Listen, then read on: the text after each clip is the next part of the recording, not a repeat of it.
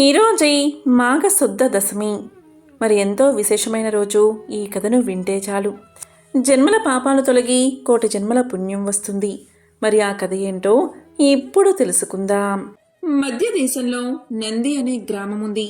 దానిలో నివసిస్తున్న బ్రాహ్మణుడు వేదాలు శాస్త్రాలు వల్లించడమే కాదు, అవి చెప్పిన ధర్మాలను యథాశక్తిగా ఆచరణలో పెడుతున్న కర్మిష్టి. అతని పేరే కశ్యపుడు.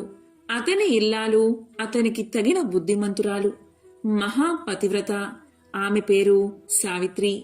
ఏ పనిలోనూ సోమరితనం లేకుండా పతి ఆజ్ఞకు కట్టుబడి ఇంటిని పాలసముద్రంగా చేసుకున్న గృహలక్ష్మి. ఆ నంది గ్రామానికి ఆమడ దూరంలో ఒక చిన్న గ్రామం ఉంది. ఆ గ్రామంలో యజ్ఞశర్మ అనే బ్రాహ్మణుడు నివసిస్తూ ఉండేవాడు. బాగా చదువుకోకపోయినా పురోహిత వృత్తికి తగిన స్మార్త ప్రక్రియ చేయించడానికి తగినంత చదువు కలవాడు. ఆ ఇంట పొరుగు ఊళ్ళల్లో నోములు వ్రతాలు చేస్తూ వాటితో వచ్చే బియ్యము పిండి తీసుకుని వచ్చి భార్యకు ఇస్తూ కాలాన్ని వెళ్లబుచ్చుతున్నాడు. చెప్పవలసి వస్తే అతను పేదవాడు. అతని భార్య పేరు రోహిణి. సర్వ శుభ లక్షణాలు కల బుద్ధిమంతురాలు. ఆ దంపతులకు లేకలేక ఒక కుమారుడు జన్మించాడు. అతనికి యజ్ఞశర్మ జాతక కర్మ నామకరణము చేయించి దేవశర్మ అని పేరు పెట్టాడు. ఆ పిల్లవాడు చక్కగా పెరిగి 5 ఏళ్లు రాగానే అక్షరాభ్యాసం, 7 ఏళ్లు రాగానే ఉపనయనం చేశాడు. ఆకస్మికంగా యజ్ఞశర్మ కన్ను మూశాడు. కొడుకు తల్లి అనాథ జీవులు అయ్యారు. ఆ కొడుకు తల్లిని ఓదార్చి వారి దగ్గర యాచించి కాశీ, గయా, ప్రయాగ పుణ్యక్షేత్రాలకు వెళ్లాడు. తండ్రికి యథాతథంగా పారలౌకిక క్రియాకాండను నిర్వర్తించాడు. అలాగే దేశాటనం చేసి నంది గ్రామానికి తిరిగి వచ్చి అక్కడ ఊరి వెలుపల ఒక దేవాలయంలో ఉంటూ జపం తపం ఆచరిస్తూ ఉన్నాడు. అనుష్ఠానం అయిన తర్వాత గ్రామానికి వెళ్లి ఏ ఇల్లాలో ఆదరించి పెట్టిన భిక్షాన్నంతో ఆకలి చిచ్చును తీర్చుకుంటూ ఉండేవాడు. ఆ ఆలయానికి పక్కనే ఉన్న చెరువు నీటితో దప్పిక తీర్చుకుంటూ కాలక్షేపం చేస్తున్నాడు. జప తపాదులు కొనసాగిస్తున్నాడు.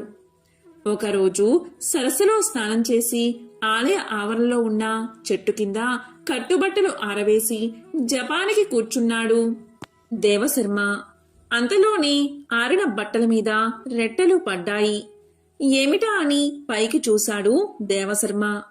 కొమ్మ మీద తెల్లని కొంగ, నల్లని కాకి ఉన్నాయి.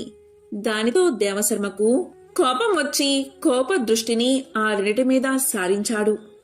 ఆ కోప దృష్టికి ఆ రెండు అక్కడికక్కడే చనిపోయి కింద పడిపోయాయి. అప్పుడు దేవశర్మ ఇలా అనుకున్నాడు, నా బట్టల మీద రెట్ట వేసినందుకు వీటికి తగిన శాస్తే జరిగిందని ముందు సంతోషించాడు. కాని క్షణకాలం గడిచాక అయ్యో, నోరు తెలియని పక్షులు నా కోపానికి ఆహుతులు అయిపోయాయే అని బాధపడ్డాడు. ఒక కర్ర తీసుకుని ఆ రెండిటిని దూరంగా పారివేశాడు. చెరువులో కట్టు బట్టలను శుద్ధి చేసుకుని స్నానం చేసి ఆలయానికి చేరుకున్నాడు. ఇంతలో మిట్ట మధ్యాహ్న సమయమైంది. భిక్షాటనికి గ్రామంలోకి వెళ్లాడు. సరాసరి కశ్యపుని ఇంటి వద్దకు వెళ్లి భవతి భిక్షాందేహి అని కేక పెట్టాడు దేవశర్మ. అదే సమయంలో కశ్యపుడు ఊరి నుండి వచ్చి ఇంటి లోపలికి వెళ్లాడు. అప్పుడు సావిత్రి భిక్షకుడి మాటను విన్నా కాని పతికి సేవ చేయకుండా ఏ పని చెయ్యదు కదా. అందుకనే దేవశర్మకు ఆహారం పెట్టలేకపోయింది. పతికి స్నానము భోజనము వగైరా అంతా సక్రమంగా జరిపి ఆయన పడుకున్న తర్వాత ఒక విస్తరిలో ఆహార పదార్థాలు తీసుకుని బయటకు వచ్చి ఇదిగో తీసుకోండి అని వినయంగా పలికింది. అప్పుడు కోపంతో దేవశర్మ ఇలా పలికాడు, ఇంతసేపు నీ వాకిలి ముందు నిలబెట్టి ఇప్పుడు అన్నం తెస్తావా అని రోషంతో మండిపడుతూ నిన్ను కాల్చేస్తాను చూడు అన్నట్టుగా చురచురా చూడసాగాడు. అతను గొప్ప తపశక్తి కలవాడు అనే గర్వం అతనికి ఉంది. అప్పుడు సావిత్రి పరమ పతివ్రత. ఆ చూపులకు బెదరకుండా నేను కొంగను కాను లేక కాకిని కాదయ్యా నీ చూపులకు కాలి చావడానికి తీసుకో, భిక్ష తీసుకో అని భిక్షను ఇచ్చి నవ్వుతూ హేళనగా పలికింది. ఆ మాటకి దేవశర్మ ఆశ్చర్యపోయాడు. ఎక్కడో ఊరి వెలుపులా చెట్టు కింద జరిగిన విషయం ఇంట్లో ఉండే ఈమెకు ఎలా తెలిసింది? ఈ విషయం ఈ ఆడదానికి ఎలా తెలిసి వచ్చింది? ఈ ప్రశ్నతోనే అతని ఆకలి అణిగిపోయి ఆశ్చర్యంతో తల మునకలు అయ్యింది. మారు మాట్లాడకుండా ఆహార పదార్థాలు తీసుకుని తల వంచుకుని తిన్నగా తన విడిదికి వచ్చాడు. ఆకులో ఆహార పదార్థాలు కొమ్మరించి అన్నీ కలిపి ఒకేసారి భోజనం చేశాడు. అతనిలో చైతన్యం లేదు. అలాగే చెయ్యి నోరు కడుక్కున్నాడు. ఎండ చల్లబడిన తర్వాత మళ్ళీ కశ్యపుని ఇంటికి వెళ్ళాడు. అప్పటికే కశ్యపుడు నిద్రలేచి పొలం పనిమీద వెళ్ళిపోయాడు. తరువాత సావిత్రి తీరుబడిగా ఏవో పురాణ కథలు చదువుకుంటూ ఉంది. ఇంతలో అమ్మ అనే కేక వినబడగానే ఆమె నిదానంగా బయటకు వచ్చి వీరి వసారాలోకి తొంగి చూసింది. ఎదుట చేతులు జోడించి నిలబడి ఉన్న దేవశర్మ కనిపించాడు. అప్పుడు సావిత్రి ఇలా అడుగుతుంది. ఓ బ్రాహ్మణుడా, మళ్ళీ ఎందుకు వచ్చావు అని అడిగింది. దానికి దేవశర్మ ఇలా అడిగాడు. అమ్మా, ఎక్కడో జరిగిన దానిని ఇంట్లో ఉండే నీవు ఎలా చెప్పగలిగావు? ఆ శక్తి నీకు ఎలా లభించింది? అది అడగడానికే వచ్చాను అని బెదిరిపోతూ అడిగాడు. అప్పుడు సావిత్రి ఇలా పలికింది. ఓహో, ఆ సంగత.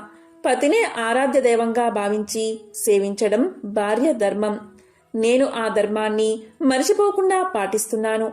దానివల్లే నాకు ఆ విషయ జ్ఞానం కలిగింది. స్వధర్మం ఎంత కర్మసఖ్యమైనా శ్రద్ధతో ఆచరించేవారికి అన్ని శక్తులు అలవడతాయి. దేనిలో ఆశ్చర్యపడవలసిన అవసరమేమీ లేదు. ఇక నీ విషయం. నిన్ను నవమాసాలో మోసి దుర్భర ప్రసవవేదన అనుభవించి నిన్ను కళ్ళల్లో వత్తి పెట్టుకుని పెంచిన తల్లిని, పైగా అనాథను, నీపై ఆధారపడి ఉన్న వ్యక్తిని గాలికి వదిలేసి నువ్వు ఇక్కడ చేసే జపం, తపం అర్థంలేని పనులు. కన్న తల్లిని మించిన దైవం లేదు. మాతృదేవోభవ అనే శృతివాక్యం నువ్వు వినలేదా? విని ఏం లాభం? ఆ మాతృదేవతను సేవిస్తూ ఉంటే అన్నీ నీకు వశం అవుతాయి. ఆ మాత్రం తెలియకుండా స్వధర్మ త్యాగమై ఏదో తపస్సు చేస్తున్నావు. నీ తపస్సు వల్ల వచ్చిందేమిటి? కొంగని కాకిని చంపడమే కదా. వెళ్ళు, ఇంటికి వెళ్ళి తల్లిని శ్రద్ధాభక్తులతో సేవించు. అదే గొప్ప తపస్సు అనుకో. ముందుగా నీ కోపానికి బలైపోయిన పక్షులకు దహన శుద్ధి చేసి స్నానం చేసి తిన్నగా ఇంటికి వెళ్ళు. తల్లిని పోషిస్తూ ఉండు. నీకు యజ్ఞశర్మ అనేవాడు తన కూతురునిచ్చి వివాహం చేస్తాడు. తరువాత మీకు కొడుకు పుడతాడు. అతను నీ వంశకర్త అవుతాడు. తరువాత నీ తల్లి, అలాగే నీ భార్య చనిపోతారు. ఇంకేముంది, నువ్వు యథావిధిగా సన్యాసాన్ని స్వీకరించు. ఆ నరసింహస్వామిని మనసారా ఆరాధిస్తూ కాలక్షేపం చెయ్యి. జన్మాంతముందు విష్ణు సాన్నిధ్యాన్ని పొందుతావు అని చెప్పింది సావిత్రి. ఆ మాటలు అన్నీ విన్నాడు దేవశర్మ. ఇలా పలికాడు. క్షమించు తల్లి, బుద్ధి వచ్చింది, పోయి వస్తాను అని వెనుతిరిగి వచ్చి పక్షులకు దహనాధికం చేసి తిన్నగా స్వగ్రామానికి చేరుకున్నాడు. సావిత్రి చెప్పినట్లుగాని మాతృసేవ చేస్తూ గృహస్థుడై పుత్రుడు కలిగిన తర్వాత భార్యా తల్లి మరణించాక సన్యాసి అయ్యాడు. ఆ నరసింహస్వామిని నమ్మి ఆరాధిస్తూ జన్మాంతమందు విష్ణు సాన్నిధ్యాన్ని చేరుకున్నాడు. ఎంతో పవిత్రమైన విశేషమైన ఈ కథను విన్నవారికి సకల శుభాలు కలుగుతాయి. మరి ఒక కథను ఇప్పుడు తెలుసుకుందాం. చంద్రవంశపు రాజుల్లో శంతనుడు చాలా గొప్పవాడు. అతను దాన ధర్మాలకు, దైవభక్తికి పెట్టింది పేరు. బల పరాక్రమాలకు, చక్కటి పరిపాలనకు అంటే పేరు పొందినవాడు. అతని మంచితనానికి బహుమతిగా ఇంద్రుడు ఒక రథాన్ని బహుకరించాడు. మంచి రోజు చూసి దాన్ని అధిరోహించాలి అని అనుకుని ఒక రథశాలలో ఉంచాడు శంతనుడు. శంతనుడు నారదముని ముగ్ధః నరసింహస్వామి మహిమలు విని శ్రద్ధాభక్తులతో నరసింహస్వామిని ఆరాధిస్తూ ఉండేవాడు. ఒకరోజు ఉదయకాలం ముహూర్తం బాగుందని దైవజ్ఞుడు చెప్పగా దేవదత్తమైన దివ్యరథం ఎప్పుడు ఎక్కుతానా అనే తమకంతో ఉన్నాడు శంతనుడు. కనుక త్వరగా ఆ స్వామికి పూజ చేసి బయటకు వచ్చాడు. రథశాలకు వెళ్లి రథాన్ని బయటకు తీసించాడు. చుట్టూ 3 సార్లు ప్రదక్షిణ నమస్కారాలు చేసి రథాన్ని ఎక్కాడు. అయినా ఏం లాభం, రథం కొంచెం కూడా కదల్లేదు. అది కదలకపోయేసరికి తెల్లముఖం వేసుకుని కిందకి దిగాడు. రథకారుల్ని రప్పించి ఎక్కడ లోపం ఉందో చూడమని ఆత్రంగా అడిగాడు. వాళ్ళు చాలా దీక్షగా చూసి ఏ లోపమూ లేదు ప్రభు అన్నారు. నడపండి అన్నారు. రాజు మళ్లీ ప్రయత్నించాడు. అయినా ప్రయోజనం లేకపోయింది. ఏమిటో అర్థం కాలేదు. అతని ఉత్సాహం నీరు కారిపోయింది. తెల్లమొహం వేసుకుని వెలవెల్లాడుతూ అంతఃపురానికి చేరుకున్నాడు. అక్కడ దిగాలుగా కూర్చుని ఇష్ట దైవాన్ని స్మరిస్తూ ఉండగా నారదుడు వచ్చాడు. నారదుడికి రథ వృత్తాంతాన్ని వివరించి చెప్పాడు శంతనుడు. అప్పుడు నారదుడు కళ్ళు మూసుకుని ధ్యానం చేసి అక్కడ జరిగిన విషయాన్ని తెలుసుకున్నాడు. రాజా, దీనికి కారణం మరేదీ లేదు. రథ నిర్మాణంలో ఏ లోపమూ లేదు. నీవు స్వామివారికి నిన్న చేసిన పూజా పుష్పాలను బయట వేశావు కదా, నీవు బయటికి వెళ్లడంలో వాటిని దాటి వెళ్ళావు. నిర్మాల్యాన్ని ఎవరి కాళ్లకు తగలని విధంగా ఒక మూలగా వెయ్యాలి. వాటిని దాటడం వల్ల వచ్చిన దోషమే నీ రథ గమనాన్ని కొట్టింది. నీ మాటకేమి నీకు రథం ఇచ్చిన ఆ ఇంద్రుడి కొడుకు కూడా ఇలాంటి ఆటంకమే కలిగింది. ఆ కథ చెప్తాను, శ్రద్ధగా విను అంటూ శంతనుడికి నారదుడు ఇలా చెప్పడం మొదలుపెట్టాడు. పూర్వం అంతర్వేది అనే ఒక చిన్న పట్టణంలో రవి అనే ఒక మాలకారుడు రకరకాల పువ్వుల దండలు రమ్యంగా అల్లి మొదట అల్లిన దండలు 3 ముచ్చటగా నరసింహస్వామికి సమర్పించేవాడు. ఆ దండలు అల్లడంలో అతని భార్య కూడా నిపుణురాలు. ఇద్దరూ దండలు అల్లడంలో ఎంతో శ్రద్ధను చూపించేవారు. స్వామికి సమర్పించగా మిగిలినవి పురోహితుడికి, దేవపూజలు చేసేవారికి, కొన్ని అంగడిలో అమ్మడానికి నిర్ణయించుకున్నారు. ఆ పూలదండలను అమ్మగా వచ్చిన సొమ్ముతో కుటుంబ పోషణ జరుపుకునేవారు. మరి ప్రతిరోజు పూలదండలు కావాలి అంటే పువ్వులు సమృద్ధిగా ఉండాలి కదా. అందుకని పెరటిలో దూరంగా ఉన్న తన సొంత స్థలానికి చుట్టూ ఎత్తుగా 4 వైపులా ప్రహరీని కట్టించి లోపల పలు రకాల పూల మొక్కలు, తీగలు నాటాడు. ఇంటిలో నుంచి ఒకే ఒక ద్వారాన్ని ఉంచాడు. బయట నుంచి మనిషి గాని పశువు గాని లోపలికి రావడానికి ఆస్కారం లేదు.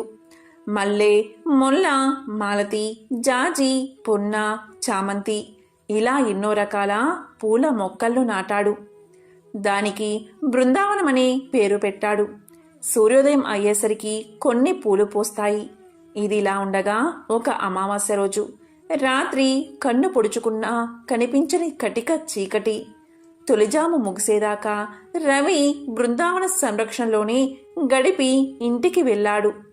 అప్పుడు భార్య అరిటాకు ఎదురుగా వేసి ఆహార పదార్థాలు వడ్డించింది.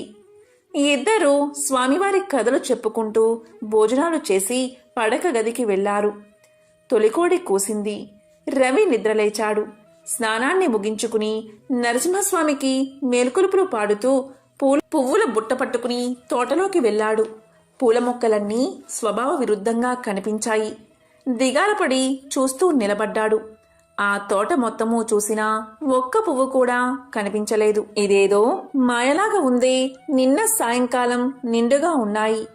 ప్రతిరోజు ఈ సమయానికి పూలు పూస్తాయి కదా, ఈరోజు ఒక్క పువ్వైనా లేదే. ఎవ్వరూ రావడానికి వీలు కానంతగా నలువైపులా గోడ. ఇంటిలో నుంచి తప్పితే తోటలోకి ప్రవేశించడానికి మరొక ద్వారం కూడా లేదు. మరి పువ్వులు ఎలా మాయమయ్యాయి? ఇదేదో ఇంద్రజాలంలాగా ఉన్నది అనుకున్నాడు రవి. ఈనాడు నా స్వామికి పూలదండ సమర్పించలేని దౌర్భాగ్యుణ్ణి అయిపోయాను అని బాధపడి ఇంటి లోపలికి వెళ్లి భార్యకు చెప్పాడు. ఆ మాట వినగానే ఆమె కూడా పూల తోటలోకి వచ్చి అంతా చూసి ఆశ్చర్యపోయింది. ఈ తప్పు ఎవరిదో స్వామివారే సెలవివ్వాలి అని ఒక్క మాట అంది. బాగా తెల్లవారిన తర్వాత రవి తోటలోకి వెళ్ళి అక్కడక్కడ కొసామసా ఉన్న పువ్వులను కోసుకుని వచ్చి ఇంట్లో ఉన్న నరసింహస్వామి విగ్రహానికి సమర్పించి తృప్తి పడ్డాడు. ఆ రాత్రి స్వామివారిని ప్రార్థించి పక్క మీద వాలాడు. తరువాత కొంతసేపటికి నిద్ర పట్టింది. అర్ధరాత్రి సమయంలో కలలో స్వామివారు కనిపించి ఇలా పలికారు: రవి, విచారించకు.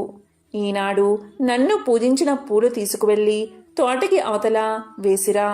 పువ్వుల కోసం వచ్చిన ఆ ఇంద్రుని కొడుకు దొంగాట కట్టిపోతుంది అని చెప్పి అదృశ్యమయ్యాడు. అప్పుడు రవి చప్పున లేచి కలకథను భార్యకు వివరించి చెప్పాడు.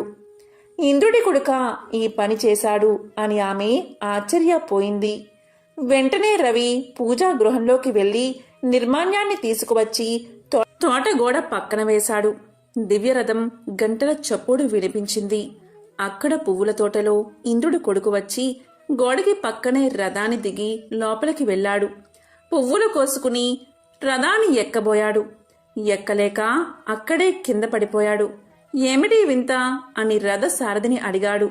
అప్పుడు రథసారథి గోడ పక్కన చూసి, కుమారా, స్వామిని పూజించిన పువ్వులు కింద ఉన్నాయి. వాటిని చూడకుండా నువ్వు తొందరపడి నిర్మాల్యాన్ని దాటి రథం ఎక్కడానికి వచ్చావు. నిర్మాల్యాన్ని దాటినందుకు ఈ పని జరిగింది. ఈ దోషం పోవడానికి నువ్వు తిన్నగా కురుక్షేత్రానికి వెళ్ళు. అక్కడ మునులు యజ్ఞం చేస్తున్నారు. ఆ యజ్ఞం చూడడానికి దేశ దేశాల నుంచి ఎందరో రాజులు వచ్చి ఉన్నారు. వారు భోజనాలు చేసి విడిచిన ఎంగిలాకులు తీసి అవతల పారేస్తూ ఆ ప్రదేశమంతా నీళ్లతో శుద్ధి చేస్తూ ఉంటూ అలా 12 సంవత్సరాలు చేస్తే ఆ నిర్మాల్యాన్ని దాటినందువల్ల వచ్చే పాపం తొలగిపోతుంది. అదే దీనికి పరిహారం. మేము అమరావతి వెళ్తాము, వెళ్ళు అని సారథి అప్సరసను రథంపై ఎక్కించుకుని స్వర్గానికి వెళ్ళిపోయాడు. మరేమీ మాట్లాడకుండా ఇంద్రుని కొడుకు కురుక్షేత్రానికి వెళ్లి సామాన్య మానవుడులాగా అక్కడ 12 ఏళ్లు ఎంగిలాకులు తీసి పారేస్తూ భోజనశాలను శుద్ధి చేస్తూ కాలక్షేపం చేశాడు. తరువాత అమరావతి చేరుకున్నాడు. విన్నావా మహారాజా, నిర్మాల్యాన్ని ఏ దేవతకు సంబంధించిందైనా సరే అస్సలు దాటకూడదు. వెళ్ళు, నువ్వు కూడా కురుక్షేత్రానికి వెళ్ళి అక్కడ యాత్రికులు భుజించి లేవగాని ఆ ఎంగిలి విస్తర్లు తీసి అవతల పారవేసి ఆ ప్రదేశమంతా నీటితో శుద్ధి చేస్తూ ఉండు. అలా 12 సంవత్సరాలు చేస్తే నీవు పవిత్రుడు అవుతావు. తరువాత ఈ దివ్యమైన రథాన్ని ఎక్కు. అప్పుడు ఇది నిరాటంకంగా వెళ్తుంది అన్నాడు నారదుడు. ఇదంతా విన్నా మహారాజు కురుక్షేత్రానికి వెళ్లి నారదుడు చెప్పిన విధంగా చేసి పాప విముక్తుడై తిరిగి రాజ్యానికి వచ్చాడు. హాయిగా రాజ్య పాలన చేశాడు. దిలీప మహారాజుకి వశిష్ఠ మహర్షి మాఘమాస వ్రత మహత్యాన్ని వివరిస్తూ ఇలా మరొక ఇతిహాసాన్ని చెబుతున్నాడు. రాజా, ఈ మాఘమాస వ్రతం ఒక్కటే చేసిన వారిని మాత్రమే కాక అతని వంశంలోని 7 తరాల పూర్వీకుల్ని కూడా తరింపచేస్తుంది. ఈ వ్రతంలో అంత ప్రభావం ఉన్నది. పూర్వం గోదావరి తీరంలో ఒక మహాపండితుడైన బ్రాహ్మణుడు ఉండేవాడు. అతని పేరు సుశీలుడు. పేరుకు తగ్గట్టుగాని అతడు మంచి నడవడి కలిగి నిత్యము జప తపాదులు, వేదాధ్యయనం, అగ్నిహోత్రం అన్నీ యథావిధిగా చేసుకుంటూ ప్రజలందరి చేత గౌరవించబడుతూ ఉండేవాడు. అతను ఒకనాడు దూరాన ఉన్న బంధువుల ఊరికి ప్రయాణం చేస్తూ అడవిలో దారి తప్పి దిక్కు తెలియక చాలా భయపడ్డాడు. దారి కోసం వెతుకుతూ ఉంటే అడవిలో ఒక వింతైన చెట్టు కనిపించింది. అది ఒక రాక్షస వృక్షం. ఆ రాక్షస రూపానికి కాళ్ళు చండ్ర చెట్టు మొదలులా ఉన్నాయి.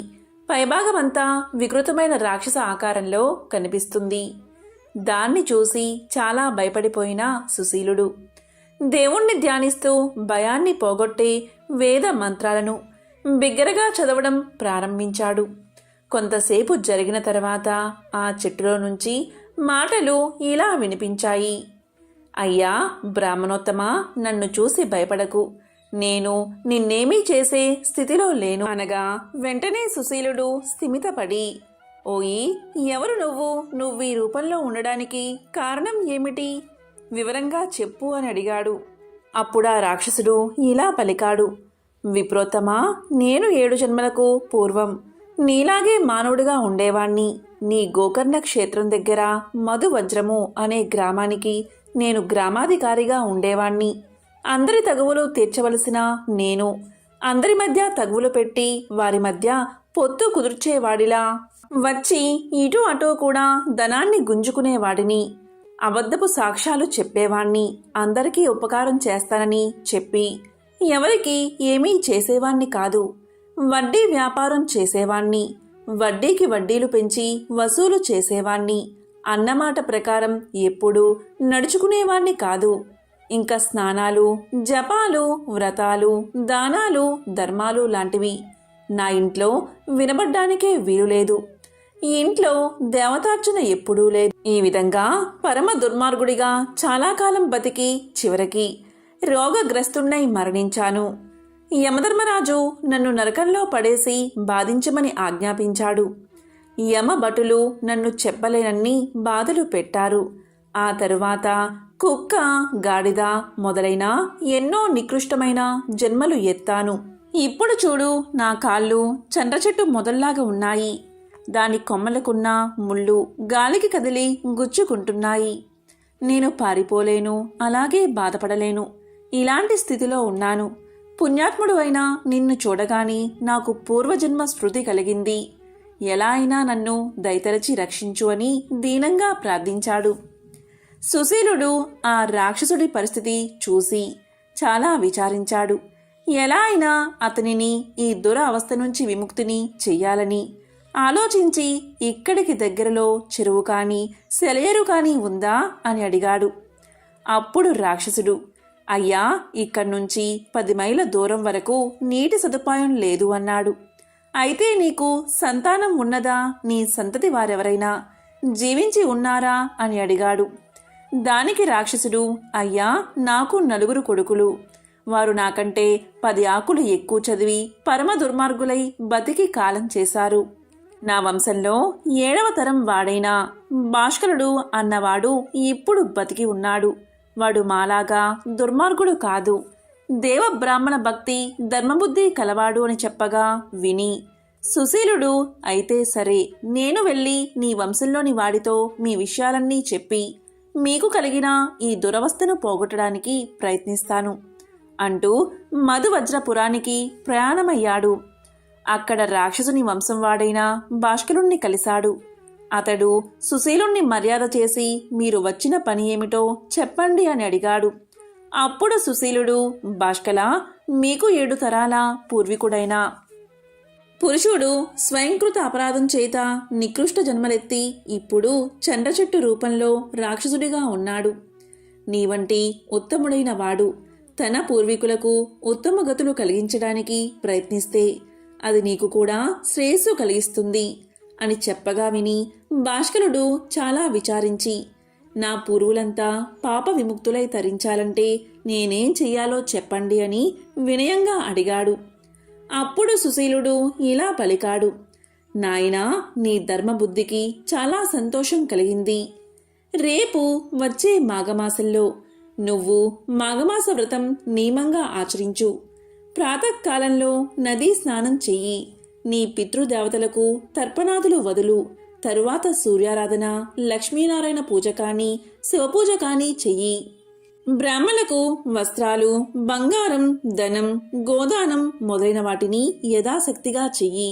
విష్ణుదేవునికి లేదా శివదేవునికి ప్రీతి కలిగేటట్లు మాఘపురాణం చదివించుకుని విను.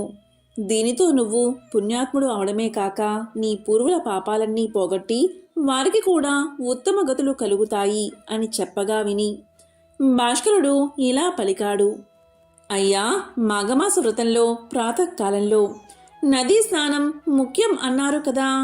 నదులు, జలాశయాలు లేని చోట ఇలాంటి స్నానాలు ఎలా కుదురుతాయి? అసలు స్నానాలు ఎన్ని విధాలు? వాటి గురించి వివరంగా చెప్పండి అని అడిగితే సుశీలుడు ఇలా చెప్పుకొచ్చాడు, నాయనా, స్నానాలు అనేక విధాలు. వాటి గురించి చెబుతాను విను. వైదికమైన అగమర్షణ మంత్రాలతో చేసేది అగమర్షణ స్నానం. పుణ్యతీర్థాల్లో సంకల్పం చెప్పుకుంటూ చేసేది వారుణ స్నానం. దైవ ప్రతిష్టలు యాగాలు పూర్తయ్యాక వెంటనే చేసేది అవబృద స్నానం.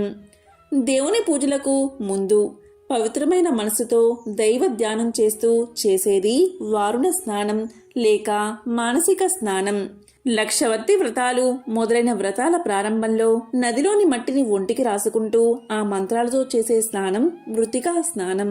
అనారోగ్యంతో స్నానం చేయలేని వారు గోవులు నడిచిన చోట ఉన్న మట్టిని ఒంటికి పూసుకుని చేసేది వాయవ్య స్నానం. స్నానం చెయ్యలేని అసక్తులైనప్పుడు విభూతిని ఒంటికి పూసుకుని చేసేది ఆగ్నేయ స్నానం.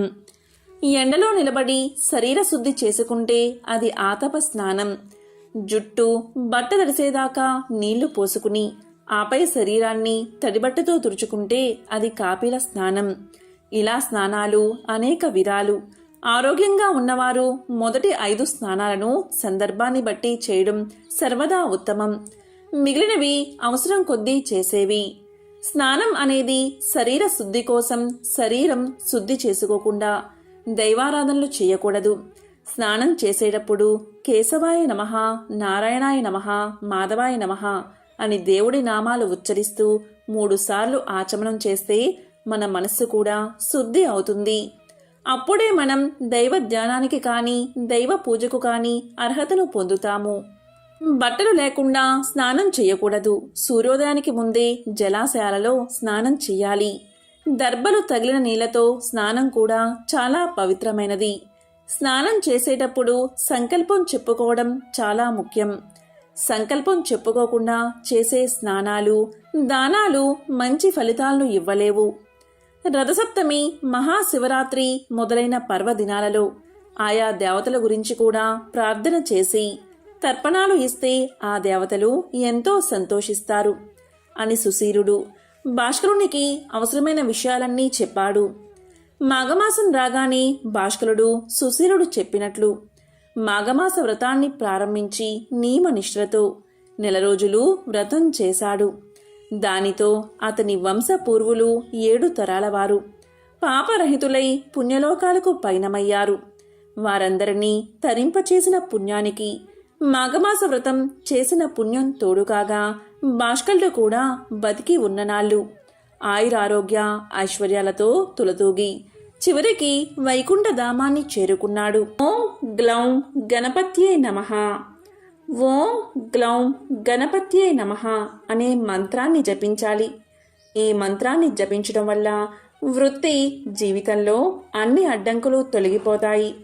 గణేశుడి అనుగ్రహం మీపై శాశ్వతంగా ఉంటుంది. ఓం గ్లౌం గణపత్యే నమః.